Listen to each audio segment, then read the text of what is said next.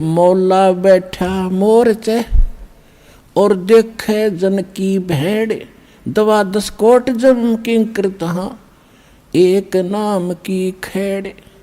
अब जैसे यहाँ आपको तरीके बताए जाते हैं, उदाहरण और एग्जाम्पल दे दे के, कथा सुना के, कि परमात्मा जब तपस्या पर आए काल के इस लोक में, तो धर्मदास जी को परमात्मा बता रहे हैं कि जब मैंने उस काल को ये कहा, परमेश्वर कबीर जी बता रहे हैं कि जब मैंने उस काल को ये कहा कि मैं नीचे जाऊंगा और सब जीवों को बताऊंगा तो भगवान नहीं है, और सब गलत मंत्र जाप कर रहे हैं, उनको यथार्थ ज्ञान दूंगा, यथार्थ मंत्र दूंगा और सब जीवों को पार करके सतलोक ले जाऊंगा। आपने तने बहुत दुखी कर दिया इनको, भगवान की आत्माओं को। तब वो काल इतना ताकतवर है कि मेरे ऊपर झपट्टा मारा मारने के लिए, तो मैंने सतनाम का जाप शुरू कर दिया।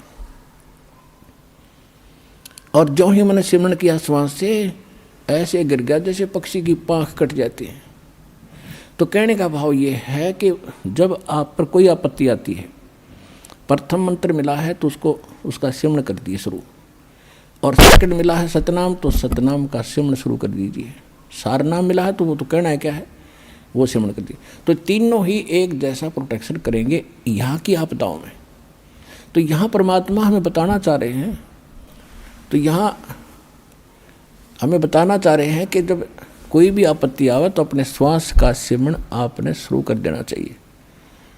और उस श्वास उसके अंदर जैसे मौला बैठा मोरचे और देखे जन की भेड़, भेड़ माने भिड़ंत, यानी किस तरीके से ये लड़ता है। जैसे एक सैनिक है और उसके पास बंदूक है, गन है, अब वो गन न छोड़ के और पत्थर ठाको मारने चल रहे तो किसा क्या कल है उसके अंदर।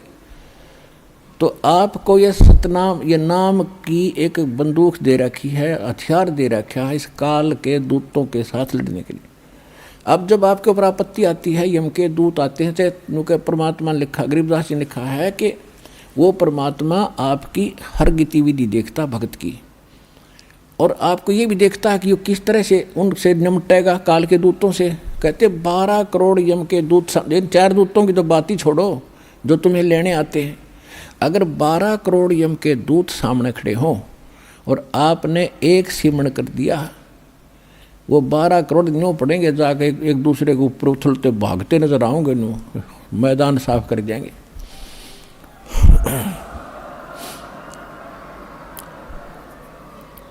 अब कहते हैं मौला बैठा मोरचे, मौला माने वो परमात्मा अपने स्थान पर देखा और आप बैठे, मौला बैठा मोरचे देखे जन की भेड़। जो मोर्चे में भक्त बैठा है, यानी मोर्चा है हमारा हर काल का ही, उसके साथ हम लड़ रहे हैं, संघर्ष कर रहे हैं, भक्ति कर रहे हैं, सिमरण कर रहे हैं। और कहते हैं उस जैसे आपत्ति आती है उसमें अपना सिमरण शुरू करो दाता का, सब बातें भूल के।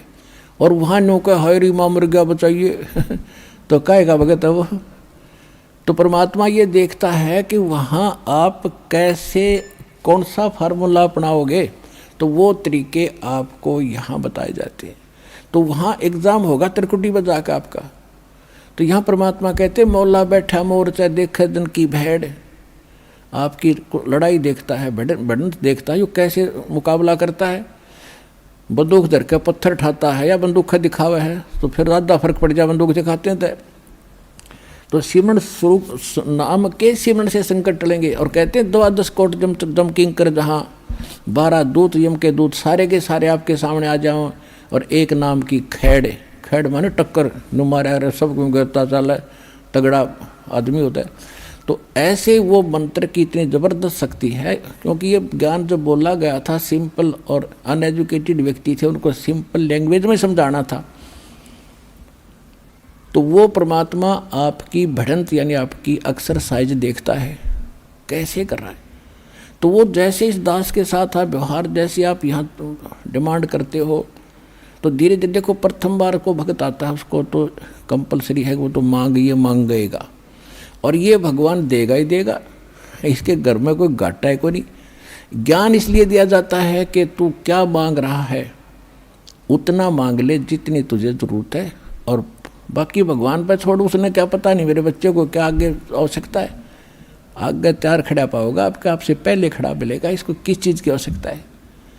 पति भरता जमी पर जो जो धर पाओ, समर्थ झाड़ू देत है ना काटा लग जावे।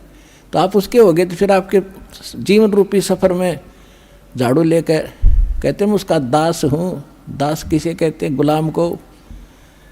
भगवान दास भी पीछे रह जाए लेकिन भगवान आपकी पुकार से सुनते ही आगे खड़ा पाओगा, और उसको पहले भी खड़ा पाएगा कि मेरा बच्चा आ रहा है।